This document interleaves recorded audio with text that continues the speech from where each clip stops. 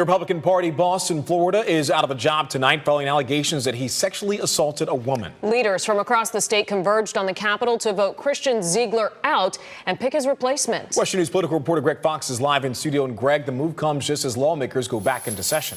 Well, depending on who you ask, this is either great timing to get this messy matter cleaned up or poor timing as Republicans are trying to show they're in control of state politics. The bottom line here is the head of the party is out and his replacement is working to rebuild trust among donors.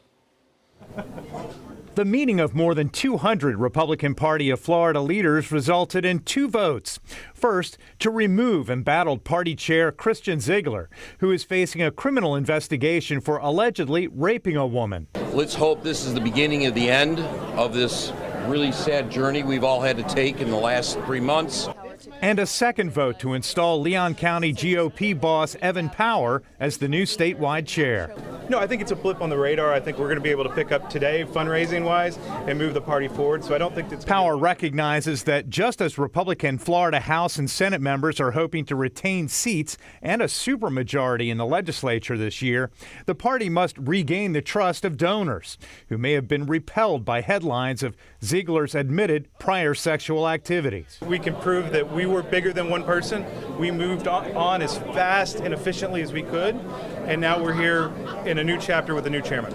GOP leadership previously voted in Orlando December 17th to censure Ziegler and cut his salary, leading to Monday's vote to remove him altogether. Democratic leadership wondered why it's taken this long. This is a man that sexually assaulted a woman on camera, and it's taken this long. As a survivor of sexual assault myself, it should have happened that day. Ziegler has denied raping his accuser October 2nd, instead showing Sarasota police cell phone video which he claims proves the sex was consensual. Ziegler's wife is Moms for Liberty co-founder and Sarasota County School Board member Bridget Ziegler, who also serves on the board that oversees Disney property. She told police she and her husband had a prior sexual encounter with his accuser.